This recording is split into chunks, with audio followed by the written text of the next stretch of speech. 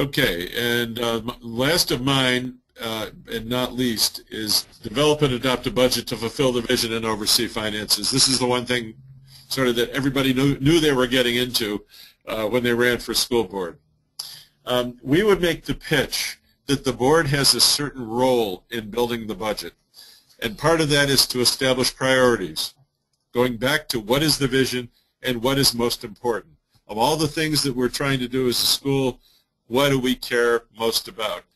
And these are critical things for the board to decide. Establish parameters.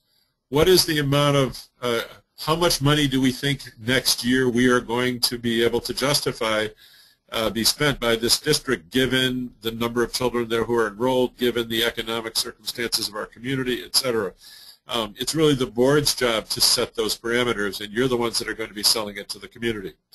What are the absolutes in terms of parameters? When we ask our administration to create a budget or draft budget for us, what are the absolutes?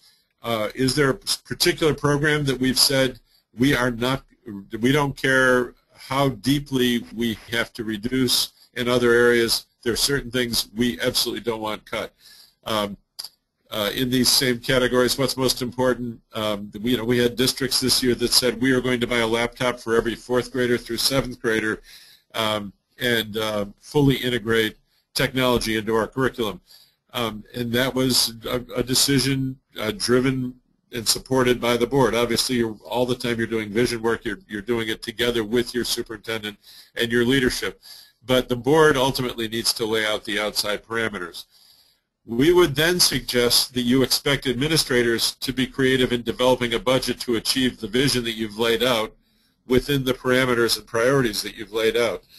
One thing that's very easy for board members to get into, and frankly it's easy for townspeople to get into, is doing the line-by-line review and saying, well, we don't think you should hire this quarter-time person here or this half-time person there or spend this $5,000 on these particular materials. You are far better off to focus your time on what you're trying to accomplish, laying out the parameters, and giving the administrators some leeway and some room to figure out how best within those parameters to get the job done. There's nothing that a manager finds more difficult than when people are micromanaging the whole organization and the budget to the point where at the end of the day the administrator has no accountability because everybody's taken all those decisions and made the decisions for him or her. You need to be laying out the parameters, and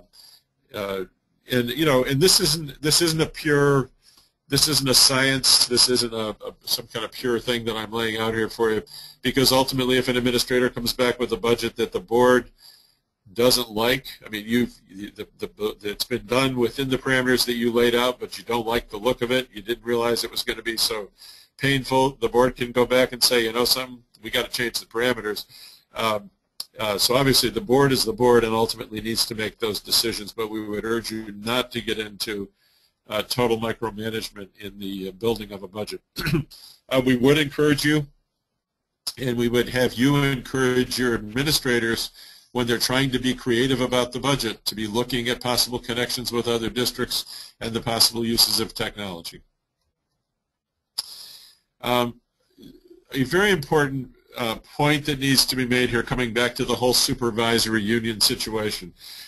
Supervisory union budgets are established by supervisory union boards. I guess we didn't talk about this at the beginning of this session, but supervisory union boards are comprised of representatives from each of the districts within that supervisory union. So it is the collection of local boards that are responsible for the local SU. And it is very important that your representatives to the SU participate very seriously in the development of that budget, because ultimately a portion of the SU budget is going to come into your district budget to be voted on town meeting day. And sometimes board members will say, well, we really couldn't control that because that was an SU expenditure. That is really not a legitimate perspective. It is critical that you as a board, and you, especially your representatives that go to the SU board, take this very seriously, provide input if that budget needs adjustment, that you're attempting to influence that, but that ultimately it is a budget that's owned by school board members. And the last thing I'll just mention is your job, part of your job is to assure sound oversight. You're not the financial managers, but it is your job to make sure that you are satisfied that your district operation has good internal controls so that there's less likelihood of financial management problems. Make sure that you're getting regular financial reports so that you have confidence in where you stand year-to-date relative to your budget, etc.